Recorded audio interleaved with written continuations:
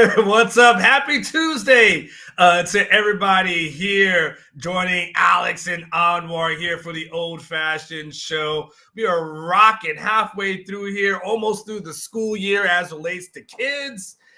When Alex, I guess in the next couple of weeks, you and I are just going to have kids running in the background as we try to do these shows, right? Yeah, I got a background up here. I don't think they have room to run around behind you, Anwar. There's not too much space between you and those bells. Can I tell you something freaky, Alex? I'm going to tell you something really freaky. All right, this painting, this thing that I have up here that I always keep up here. Mm-hmm. I came into my office this morning. What is that painting of? I can't even see really. Your head's always kind of in the way.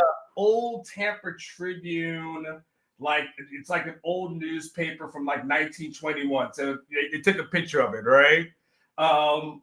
So I have this thing. I put it on the door because I had like a West Virginia tag out there. Blah blah blah. Long story short is, Alex, I came into my office this morning to set up. The painting was not there. It was gone. And I was like, well, where the hell is it? And I went and looked. It was behind the door, like neatly placed in the corner somewhere. Mm-hmm. And I didn't touch it. Well, as one of your kids got in there, they banged around, they found it. They just like, let's set it over here. Hopefully, Dad won't. They may have done something and knocked it over, and then try to play it off or something. But all I know is I'm about to call my mom and have her pray over my house again. you might need to, brother. Yeah. So, man, a bunch to get to today. We have Jason Suchomel joining us around the 9. What is it? 9:30 that he comes 9:30, on. 9:30. So 9:30. Jason Suchomel comes on. We'll talk recruiting. He's been gone for a week, so we're gonna get back into it with him. Talk about all the news, especially regarding Jackson Christian, who committed just yesterday out of Port Neches Groves. PNG, Anwar. Texas got some more PNG guys. 3-star. He plays left tackle in high school. I think he might be able to play tackle. We'll get into why he's going to be a guard prospect for Texas. Yeah, most likely, and he becomes the 1, 2, 3. The seventh? I guess the seventh kid, first offensive lineman of the 2025 class. We'll get into a whole lot more of that. But before we get started, I want to just ask you. You brought this up beforehand, and I can just feel myself getting ready to just take a victory lap at all the haters and the shouters out there who told me whenever Aji Hall committed to Texas that this guy's no good. And people would just, every time I tell people that one of these new transfers is no good, or one of these prospects is no good, they just say, "How could you say it? How could you say it?" I'm like, "Well, do you watch the guy? Like, do you see that this guy's got just the worst hands you could ever imagine?" They're like, "Well, but all this, they say he's got the most upside, all the rest of it." And so what's your big update on Aji Hall? Well, Aji Hall, Alex, after spending a year out of football, the guy is going to be a preferred walk-on at the University of Central Florida. So he goes from an Alabama commit to transferring to Texas to sitting out of football. The spring game, Anwar. Didn't you see the spring game in Alabama? Yeah. And then there's – but prefer to see the highlights, actually, of him getting the boot off of his car, because that could have been really helpful for a lot of people, right? Like, anybody who gets a boot, especially down there at UT. But it'll be very interesting, Alex, because, again, I don't think any of us, nobody wishes bad luck on a young man. And I think for me, my overall take of it, there's 2 takes that I have. One, hopefully good luck for him, right? Hopefully he's got a chance to learn, grow, mature.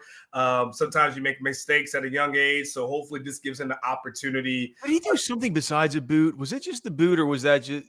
It doesn't feel. Well, there was a lot of other things kind of going down. You're right. Yeah, there was a lot going in there, and then my second take. Can I just say this?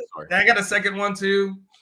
People need to calm down when Alabama guys go in the transfer portal, because there's honestly, if I go through the list, Alex, of transfer portal guys, especially the ones like Texas has gotten, outside of what Keelan Robinson, and and of course last, I mean, really, maybe Isaiah Bond. Well, they have Amari Niblack this year, who's the jury's still out about. But before that, you're talking the Jaleel Billingsleys of the world for Texas, right? Just gonzo, nothing, zero, right? You're talking about Ben Davis, the linebacker, just nothing, zero. You're talking about and you're talking about Aji Hall. Mentioned Aji Hall. He's on Yeah, that list as well. those are the ones I can think of. I mean, the jury is still out about Nye Black and about Bond, and we'll find out about those guys. But those guys aren't a regular sort of It's not every day that Saban leaves Alabama. It's not every day that Saban leaves Alabama, right? It's like that gave an extra. That clearly that wasn't a regular year of transfers at Alabama. Whenever Saban's there, those guys stay, and the kind of guys that you do see jump in the portal are these usually probably these same types of dudes that we're sort of used to, right? It's not all. Keelan Robinson paid off. I mean, Keelan Robinson's probably one of the biggest payoffs as far as like an Alabama transfer, at least to Texas. I mean, outside of that, man, there's been that hype and thought. I mean, even think about the Brockermeyer twins and all the everyone got so worked up against about those guys. Now what happened to those guys, man? Like, what happened to Blake Brockermeyer? I don't know. Or Tommy Brockermeyer. I don't understand how it was. I don't know. It's harder to be much more wrong on a prospect than I was on both those brothers, but specifically on the tackle. Yeah, I don't know. It's hard to. I don't even know. Was he good at TCU? Did he even play? I don't know. I mean, was he all conference or something? Like, I hadn't heard that, Alex. I don't know. It's a good question. Dude. Oh yeah, don't forget. Ben G's right. Like, Alex was defending their runt Brock brother to the fullest on it. So even James, like both of them, dude. I was just in the bag for both these dudes, man. It turns out to be the worst. The worst call. You mentioned Kendrick Blackshire too, right, Alex? Did you mention him as well? No, I didn't, but that's another good one to bring up, right? I mean, that guy from former Alabama guy lasted a couple of months on campus, right? I feel like we've always felt like, oh man, if a kid's coming from Alabama, like you're going to strike gold, like because even an Alabama cast-off could be a star somewhere else. And I think I've named like 5 guys with maybe like 1 or maybe 6. I don't know what that number looks like. With only maybe 1 hitting, and we're hoping that Bond hits. Like, something just we got to be careful, just be cautious of going forward. Just because they come from a major program, don't mean they're all that good. Not too many major programs recruiting Jackson Christian, right? This was one of these that felt like everybody knew he was going to stay in Texas. It came down to what was it? It was Texas A&M. Texas, and then it was Texas Tech. I forget. Yeah, it was A&M and TCU. It was A&M. Yeah.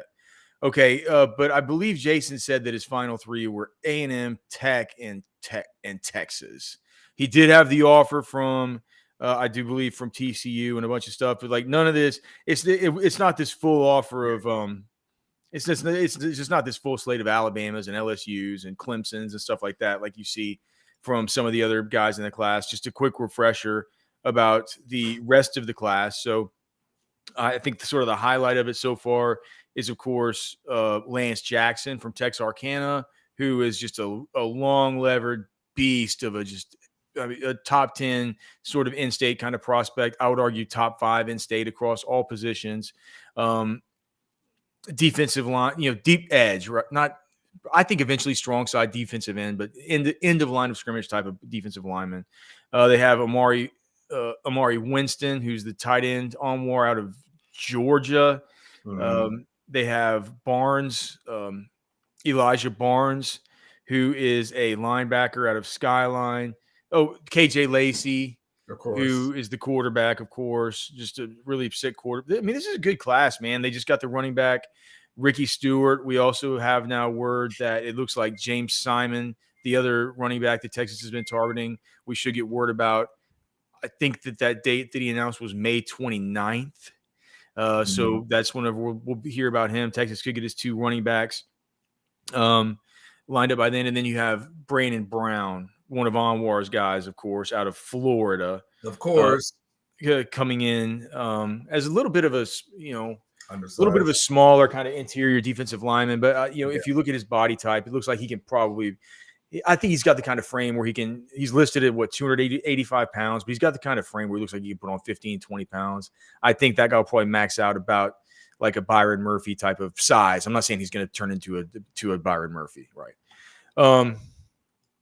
So Jackson Christian, obviously we listed off all those and we didn't even talk about offensive line. So this is kind of, this is their first way of addressing it. Anwar, what do you think? And I'll give you my rundown on him from what I've seen. I'll write about it today on Orange Bloods because people keep asking me, what do you think? What do you think? What do you think about this being the first offensive lineman that that this type of prospect is the first type of offensive lineman that they bring in for the class? And what do you think it means for the rest of the class? Well, I mean, I like his film. So I watched his junior highlights. I watched the sophomore highlights. I wanted to see what the progression looked like, from him. And I like, I like what I see from him, from when you go into the SEC and you have to have an emphasis on running the ball and being able to run the ball effectively. Having a guy like him will definitely help you as far as that running is concerned. You can see the potential in him as far as an interior guy.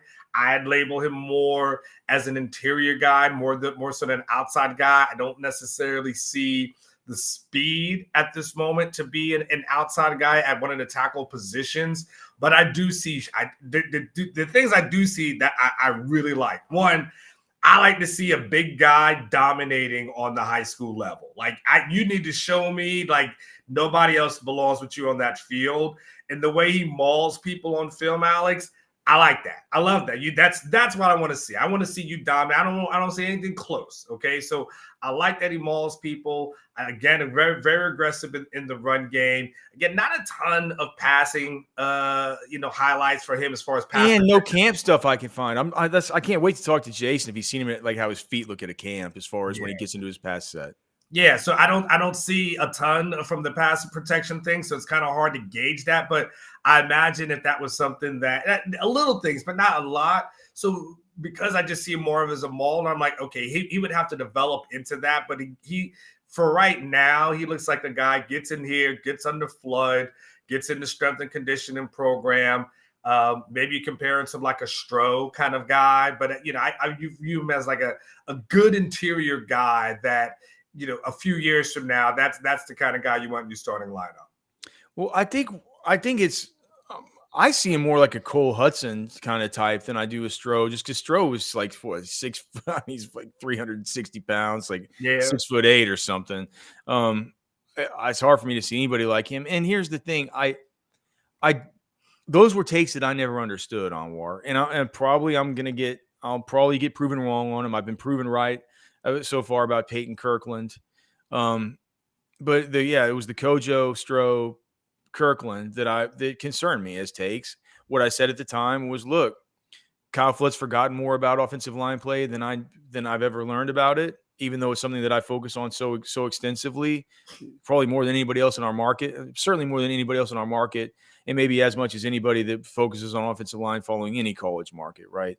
And still, I would just say when people ask me what I think about these guys, I'll say the same thing that I'm about to say about Jackson Christian. I keep having to look at his name because I want to call him Christian Jackson.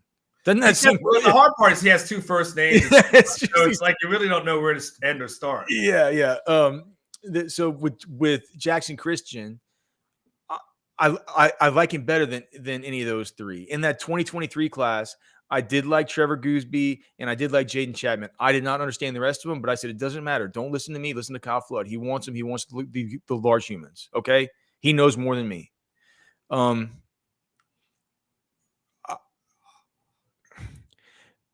if you look at what is probably going to happen, though, with those guys, with those large humans, we have Jaden Chapman and we have Trevor Goosby now, who both line up at left tackle. And once Kelvin Banks skedaddles out of here, we're going to have to figure out what's going on at left tackle, right? I think it'll be Trevor Goosby, but Chapman's probably going to give him some run over there. Let's say that we have a situation next year where Cam Williams leaves and he goes to the NFL. I don't think that's the most likely thing.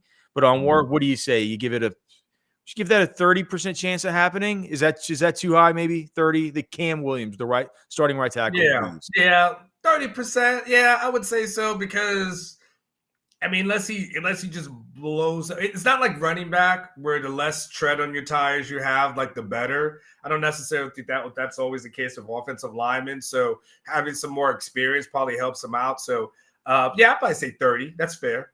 Okay, so 70% of the time he comes back. So let's just say he comes back. Then you might be Brandon Brown's been working at the right tackle. Brandon Baker. Sorry, I got my mind on 2025. Oh, yeah.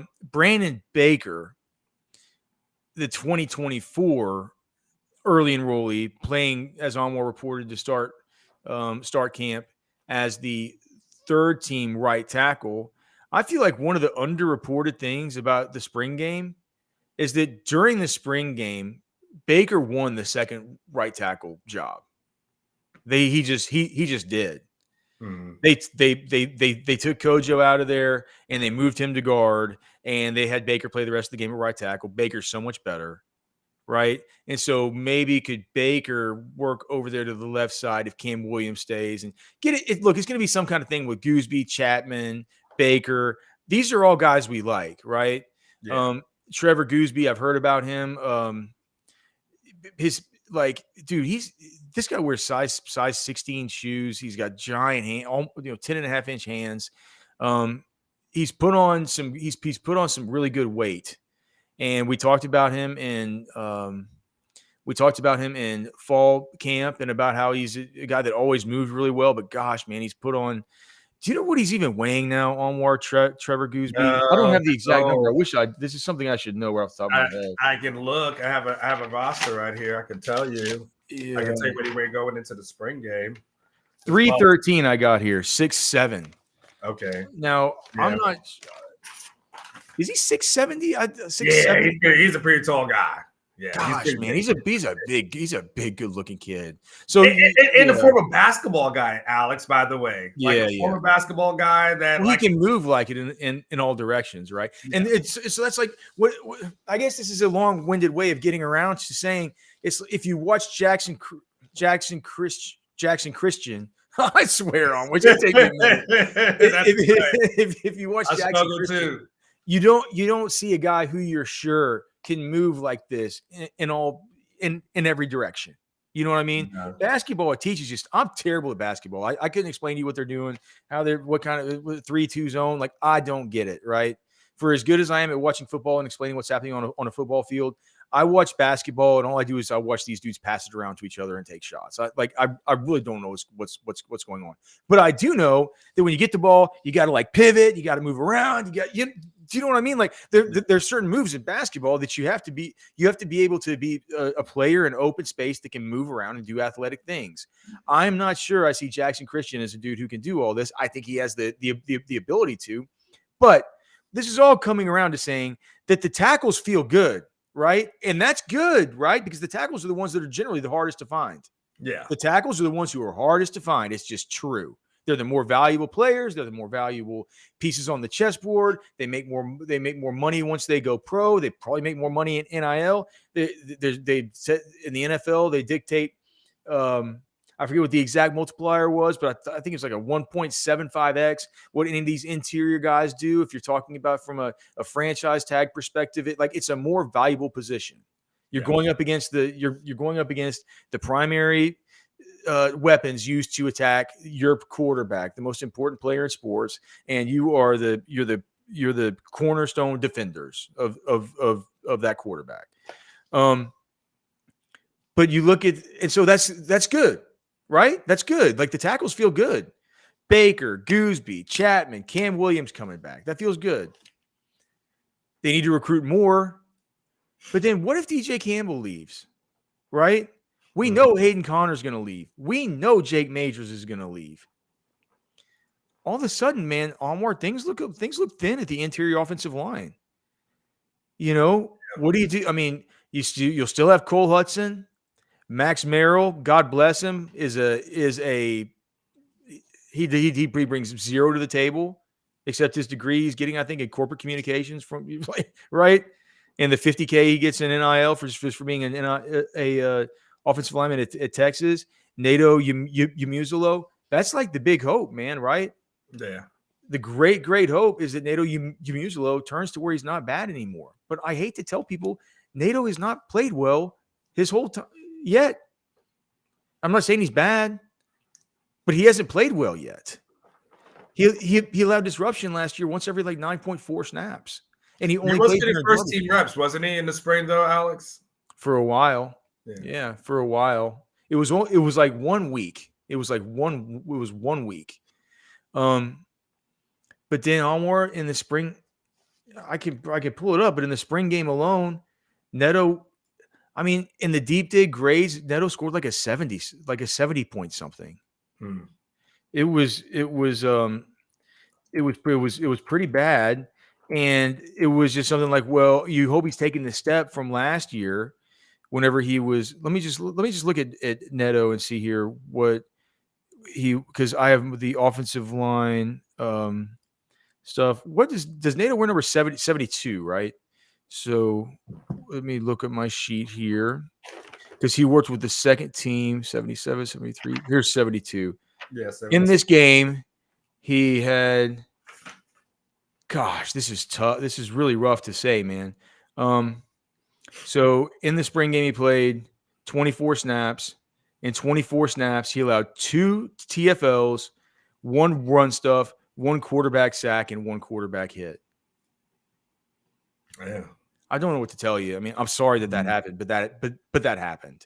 Yeah. And so the there's that there's that concern. There's the concern of like whenever Connor Robertson last year at center, do you play him at center because maybe he kind of came along a good bit. You would hope that he came on along a good bit after getting to see what things sort of looked like versus Oklahoma whenever he had to sort of make a bit of a surprise start, You got Connor Stroh, who he's one of these dudes who I said, look, I'm going to trust Kyle Flood on it. I don't see it, but if Kyle Flood sees it, he sees it. Right. Yeah. And now we're starting to talk about these dudes like Daniel Cruz and Nate Kibble. And Nate Kibble is another one that I said, defer to Flood. Daniel Cruz, I think, is good. I think Daniel Cruz is good, man. Like, and here's the thing too. I think Jackson Christian's good. I think of him like I think of a Daniel Cruz, one of these guys who Flood has recruited that I can understand. I can understand it. I can see him. He gets his hands on dudes. Dude, one thing about him, dude, he keeps his hands inside.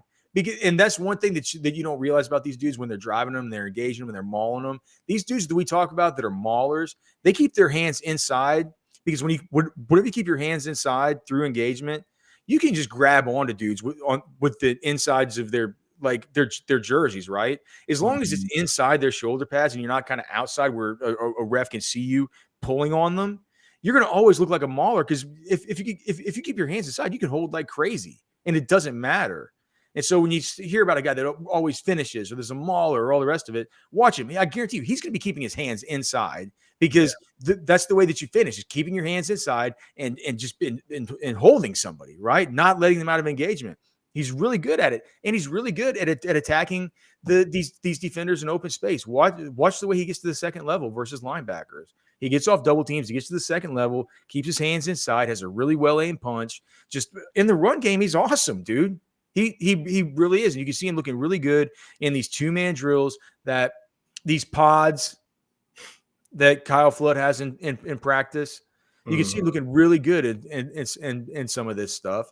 So whenever I look at him, I see the actual, as far as a run game blocker, right? As far as somebody that can step up and be strong in the run game and do basically all the right things as far as when more strength comes, his strength is really good at his level right now. But as more strength comes, as more development comes, right, as he gets a little bit more mass, I've already seen with my own two eyes that his aim point is fine. His angles are great. His understanding of leverage is really good. He helps his guy get leverage play side, and he gets up second level, and he can engage dudes in free space, and he can attach onto him, and that's all very good. Like, these are good things. But he's going to need to play inside. Like, Texas needs that kind of talent inside. The other thing is, like Anwar brought up immediately at first, you can't. You could tell zero from his 3-minute huddle tape about what he can do as a pass protector. I think I saw 2 passes, and he didn't even take a pass set in either of them. Yeah,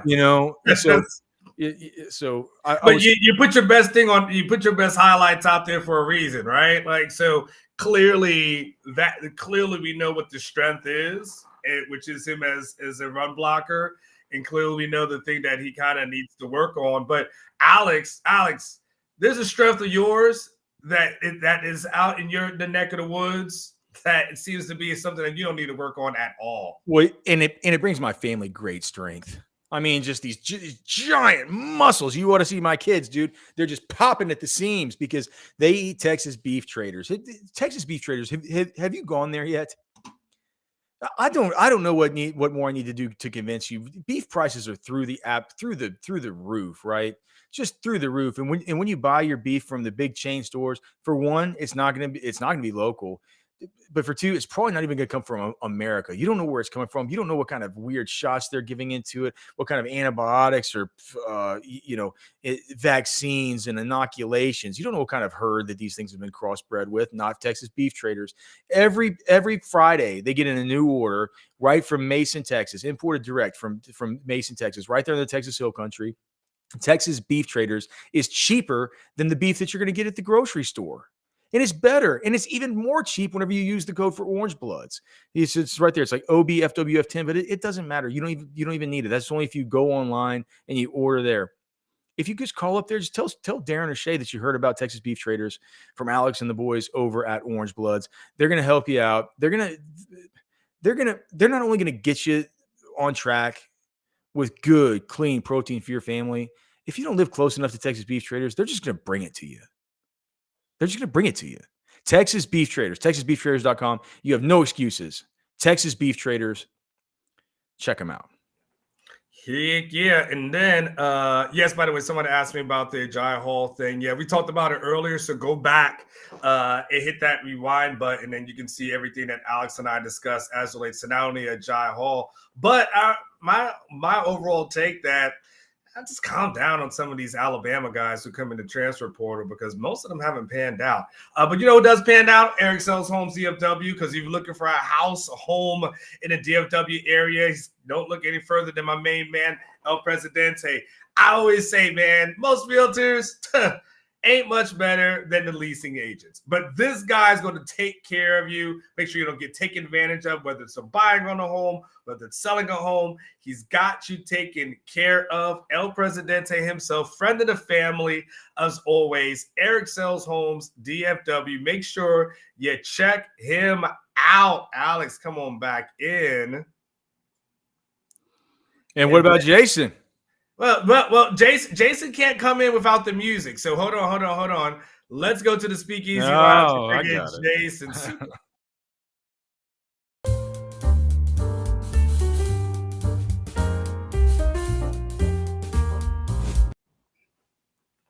Jason Suchomel, back from the grave. How are you, buddy?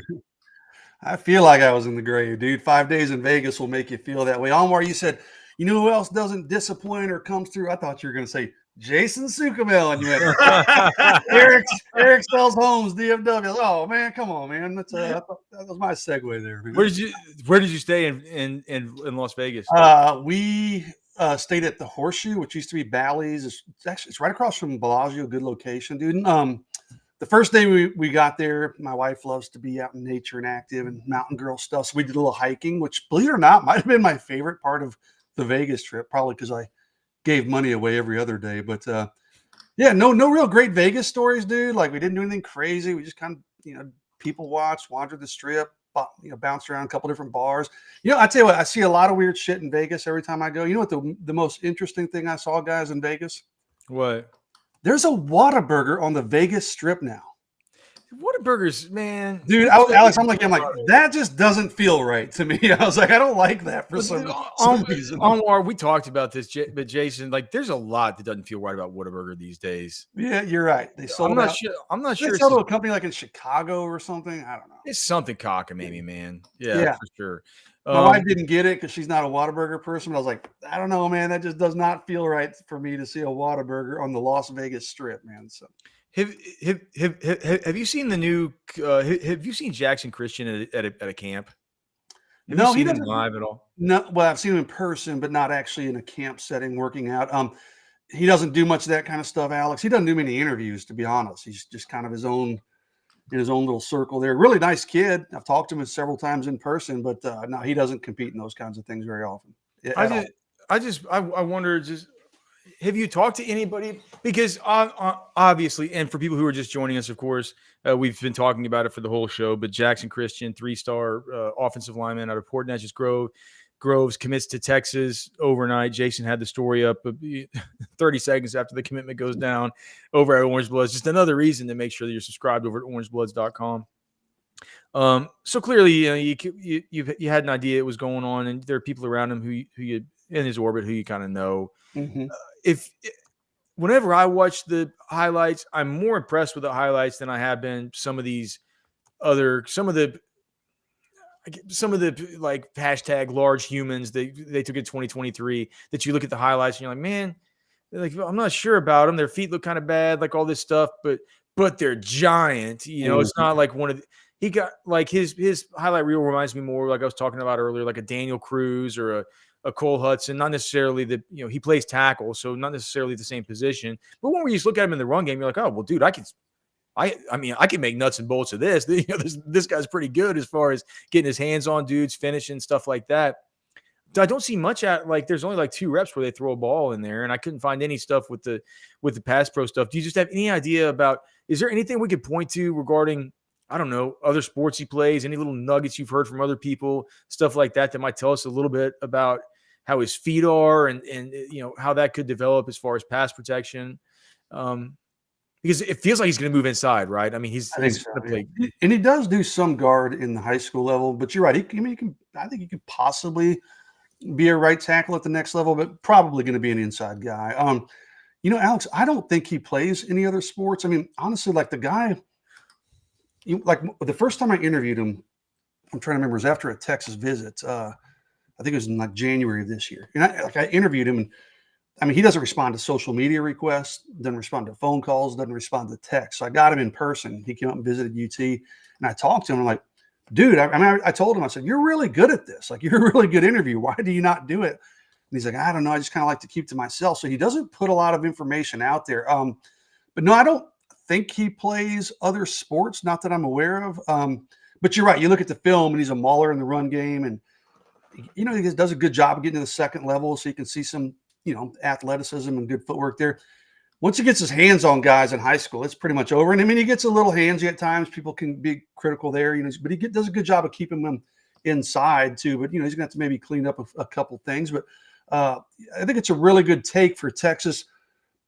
Wasn't the most sought after guy in the state. He's not Michael Fasusi, obviously, who is, right? But this really came down to Texas and Texas A&M. I mean, Texas Tech wanted him too, but it really was Texas and Texas A&M, and both schools really wanted him. So it was a really kind of a back and forth in-state struggle. But yeah, I'm like you. He's still a bit of a mystery man, dude. To me, I talked to him again in April after he visited Texas. I had my future cast pick in for Texas going back to March. Originally, Alex, if I'm going back to like a year or so ago, I thought he was going to be Texas, but then he started visiting A&M a lot. Okay, early in the spring, I was like, uh-oh. People thought maybe he was leaning towards A&M. I still kind of thought Texas, and I was here in Texas. So I had my future cast in, kept it on Texas. When I talked to him in April, he kind of said, like, hey, man, I've got all the information I need. I'm probably going to decide, could be tomorrow, could be a month from now, probably Texas or Texas A&M. I always thought it was going to be Texas, but didn't know for sure. until I got tipped off yesterday afternoon. Hey, he committed. Kyle Flood went by his school. They visited. He's going to go. He's going to announce probably Monday night or Tuesday during the day. So he ended up announcing Monday night, of course, to Texas. But to answer your question, yeah, he's still a bit of a mystery man to me. I haven't, I've watched his highlight film. He plays on a state championship winning team there at Port Neches Groves. So they play high level football. But you're right, he's still a little bit unknown in terms of like, hey, I'd like to see him at some camps where it's all pass pro at those camps, of course. So you'd like to see him. I'd like to have seen him at some of those things, but that's just not what Jackson Christian does. He just kind of keeps to himself. And, Kyle, I trust Kyle Flood's evaluations, obviously. So if he thinks he sees something in him, that's good enough for me. And Jason, it goes back to what Sark, when he says, hey, we trust our own evaluations and not you recruiting guys. Like, pretty much this is kind of the epitome of it, right? Like, hey, Onward, every coach says that. We don't care about star rankings. Like, yeah, you do a little bit. Because you know what? I've had you coaches call me bitching. Like, how come my guy's ranked as a 3-star? He should be as a 4-star. Well, coach, you don't care about the star rankings. But listen, they do trust their own evaluations, but they care a little bit. Let's not. They can't. Well, they're never hesitant on signing day to mention where the recruiting class is ranked, especially if it's like top 10 or something like that, right? But you did talk to the young man, and he did mention, Flood, and I know you mentioned him as a little bit aware. Can you give us a little bit of what he talked about, like his interactions with Flood, and maybe a little bit what that was like when he was out here on his visits? Yeah, really likes Coach Flood. And when he came in, just kind of likes his coaching style and his no-nonsense delivery of his messages. And that kind of fits Jackson Christian. Obviously, he's not a big social media guy. He's not a big, spotlight guy. So that kind of fits his personality, that Coach Flood's going to be pretty direct, pretty succinct, and get his message across to you.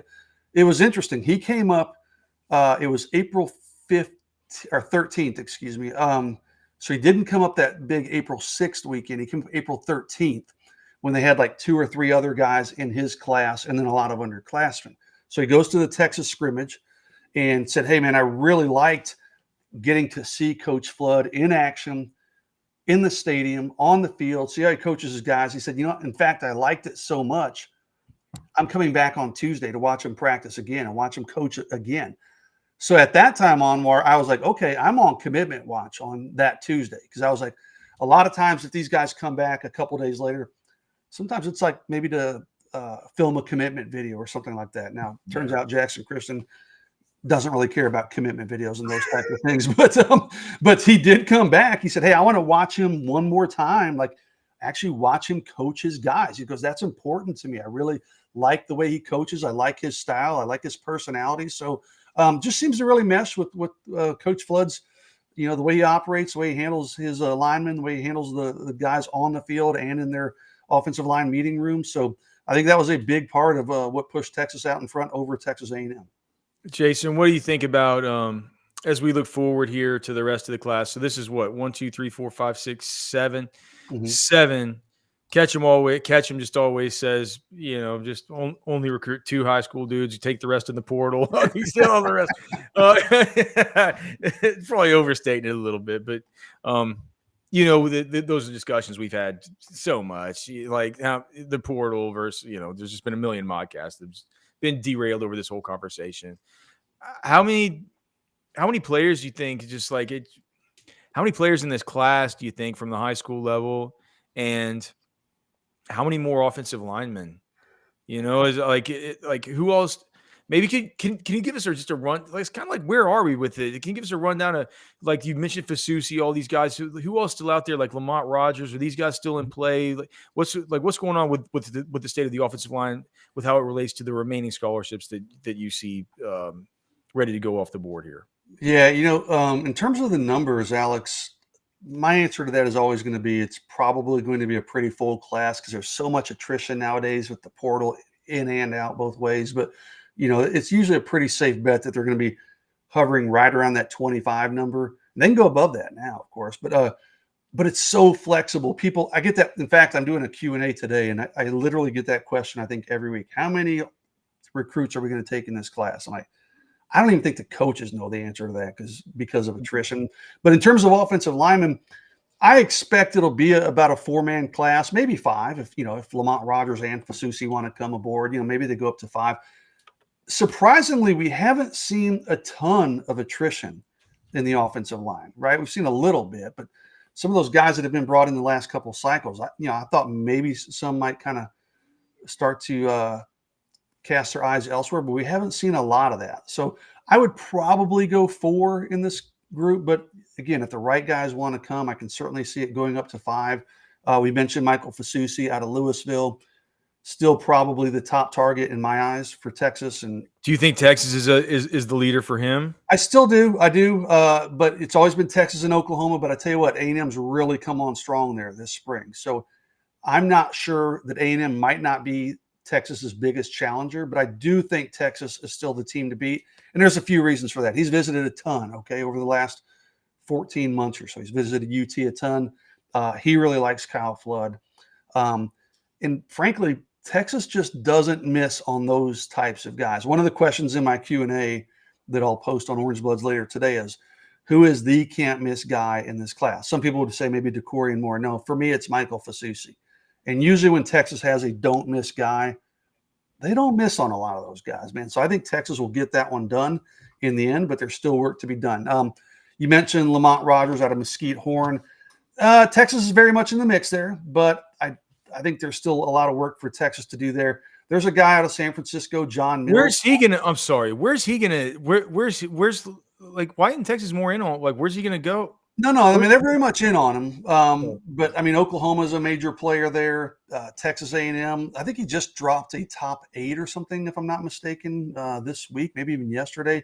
But I think he'll be a guy that stays a little more regional. So I think Oklahoma, Texas A&M, Texas are probably your main players there. But Lamont's kind of a wild card too. Let me back up. He loves Missouri, man. So in fact, he told me, and I don't know, how true this is, but he did giving a bunch of money out. Why so many people are interested in Missouri these days? They love their coaching staff, dude, including the offensive line. And don't underestimate Missouri's NIL potential. Okay. I don't think that's why Lamont Rogers likes Missouri so much, but he does. I mean, he told me flat out, this is back at the the Elite 11 camp where they brought in some linemen too. And my dates are blurring together. It might've been March. I don't remember, but he told me at that time, he said, hey, Missouri's probably his favorite. So, will he wind up going to Missouri over a school like Oklahoma, Texas A&M? It's possible, but I still think he winds up staying a little more local. John Mills is a guy I was mentioned out of San Francisco area. He's a tackle. Texas got on him early. He's visited a bunch. I think Texas is a team to beat there. I think I had my future cast in for Texas on John Mills. Can't even remember. I think it's Texas or Washington. He has some family ties to the Washington program. There's the 2 twins, Jordan and Devin Coleman, or they're actually triplets, but they're the 2 of the 3 out of Cedar Hill. Texas has offered both of those guys. What did the other one end up with? He's a defensive lineman. He's not committed anywhere either, but I mean, he'll play college football. So three big old. God, Lee, imagine those grocery bills. Exactly. Imagine putting that food on the table. It's like, boys, you're gonna have to get a job and feed yourselves, I guess. But I think there's a really good chance those guys wind up in this class. So they've got a lot of options, a lot of irons in the fire, so to speak. Now it's just a matter of closing on them. But I could certainly see a class of John Mills, the Coleman twins, Fasusi. So that puts you at 4, right? And then Jackson Christian. I could see a 5-man class. To me, that seems very feasible. Jason, DeCorian Moore. I have a question. Every week I'm going to ask you about him. He is my Micah Hudson of the class. I'm just going to ask you about him every single week, Jason, because you said, Jason, you were going to speak to him at the state track meet, right? And that was a couple of weeks ago. You went on vacation, so I never got my update from you. Tell me about DeCorian Moore. Short conversation, Anwar. I did speak with him, and I got to admit, so that was on Saturday. Yeah, Saturday morning at the state track meet. And I was leaving for vacation on Monday, so half my brain was already in vacation mode, right? So, but I went down there and I watched him participate in the long jump, and he wasn't in a good mood. He was second for a while, and then he was in position for the bronze. And on the last jump, they have 7 or 8 jumps. I should remember that. I can't remember. Each kid does. And he got bumped off the podium on the last jump. Oh. So he was pretty upset, pretty distraught. He spent a lot of time just sitting on the bench with his hands in head and hands. He wasn't too happy. Now, to be clear, he would go on later that night and run relays, and they would run tremendously well, as everyone expected, in the 4x4, set records and everything else. So my conversation with Decorian was, hey, dude, sorry it didn't work out for you. Good luck tonight. Decorian said, thanks. Don't really want to talk. And I said, I totally get it. So didn't get much out of him from a recruiting perspective. I don't think he did any kind of interviews at that state track meet. So don't have a whole lot new there. He's still working to set up his official visits. He's going to take the 4 official visits. Obviously, Texas will get one. I expect a final decision from him probably in August. I don't know. I say final decision, but that one's not going to be over until December. I expect him to declare a final decision in August. That doesn't mean it's actually over in August. I keep going back and forth on this one, man. Like, at first it was LSU and he's going to flip to Texas. Oh no, he's going to flip to Texas right after he committed to LSU. Like he's not sticking with LSU. But then he was like, boy, he's really solid with LSU. Okay. And then I talked to people close to him say, nah, I think he's going to wind up at Texas. Okay. This is back in March. So I'm like, okay, I'm back favoring Texas. I don't know, man. There's that thing kind of swings back and forth. Like LSU is still a strong, possibility there. Texas is looking at a lot of other high profile receivers, including a guy like Jamie French, who it came out recently. Jamie French out of Florida, that Texas is the team to beat there. So could they get Jamie French and Decorian Moore? Sure, it's possible. But if they get Jamie French, does that maybe push Decorian Moore to LSU? I don't know, man. But a lot of moving parts in there, but nothing real new in terms of substantial information on Decorian Moore. We're just waiting for dates on those official visits. Texas is going to get one. LSU is going to get one. Oregon and Ohio State. I think Texas will probably get him in on that June 21st or is it 22nd weekend, whatever it is.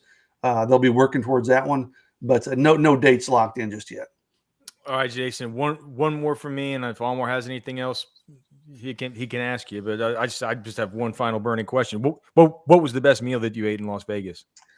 There was only one, Alex. Again, it was not an exciting trip. We just kind of never made plans. But I tell you, we found some really badass, like kind of off, like bars that we hadn't gone to, like really cool. But the best meal was a place we've gone to before. It's a French restaurant in the Paris casino, but it's right on the strip, open air seating, called Mon Ami Gabi. And I got a badass filet steak.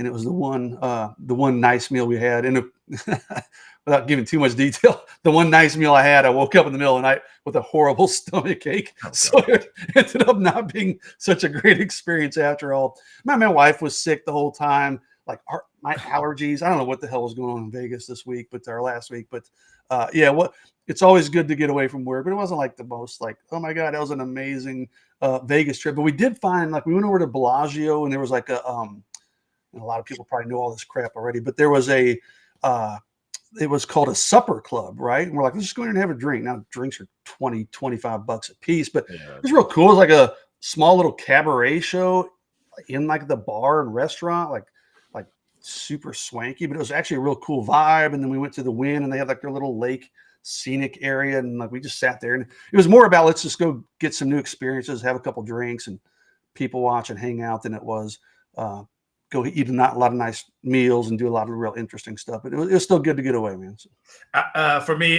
Jason, the last one is kind of off topic as well, but kind of Texas related. While Alex and I were on the show, Texas announced the kickoff time for the Colorado State game. 2:30 p.m. in the afternoon. I love it. Jason, is this criminal to have kickoff times and where we know it's going to be 100 plus in the stadium? Like, bad for the opposing team. Is it criminal for the fan base though to make them sit out there in that August heat at that time? It's criminal, but for you who gets to sit in the press box, me who watches the games at home, I love it. More, give me an 11 a.m. kick and a 2:30 kick every day of the week instead of these 6, 7 o'clock kicks where we're working until the wee hours of the morning. So yeah, I just saw that before I came on. So I will take a 2:30 kick every week if possible. Well, it doesn't help me, Jason, because I still got to write for Sunday morning. So it Oh, actually, that's true. 11 a.m. is probably the best. But all right, Jason, go ahead and get out of here, brother. I appreciate you. All right, guys. We'll see you. Thank you, man. I guess we'll talk to you on the modcast. Yes, sir. See you in a few hours. Right? All right, brother. We'll see you then. All right, there he is, Jason Suchomel. So glad to have him on. So 2:30, that'll be.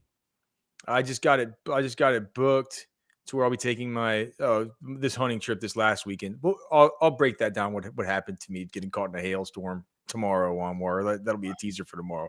But somebody on OB said the high on that date last year was 102. Yeah, well, and I was out sitting in a blind the whole time because that's the one time I go out every year on that weekend because it's the one weekend like I don't have the deep dig that I have to do, right? And I don't have the NFL stuff that I have to do. Once the season turns on, man, things get hairy for all of us as far as our schedule, right? That's my last weekend to kind of get away, and so I booked my hunting trip, and it'll be cool because that way I'll be done with the game. I can watch the game out there. I'll be done by 5. I can get back out in the blind or where the tree stand or whatever I have set up. It was a lot easier than what it was last year. All right. Well, do you have anything? I'm good, man. I appreciate everyone checking in. Appreciate everyone watching the show. Like Alex said, we'll be back for the podcast at 4:00. So if you missed anything that Alex and I talked about before as relates to Jackson Christian, gave a good analysis there. Did mention something about Aji Hall. We kind of talked a little bit about Alabama players. So there was a lot going on before Jason come on. So if you could join us late in the show, just kind of go back. And here's a pro tip. Listen to it at like 1.5 speed. This way you can go through it like a lot faster. Like just listen to us at 1.5 speed and you can get through us in like 15 minutes as opposed to the whole hour. So make sure you check that out. And then remember, I always say live each day like it was your last, because one day it will be. Alex? Well, if you listen to it on half speed, we'll sound a little bit like Mickey Mouse, but it's okay. You'll get the information quicker. Now, make sure you go like the show. Make sure you subscribe to the channel. We have almost over 400 of you guys in the chat right now. We should have 400 likes. So we really do appreciate you guys watching. You can email me, alex@rosterwatch.com. If you have any questions about the show, you can DM us on Twitter, man. We'd love to hear back from you guys. Any suggestions you have or topics that you would like us to cover. So we have the modcast later. We have House Divided at noon. Go out and do something big today. For Onwar, I'm Alex. We'll see you tomorrow on the Old Fashioned Show.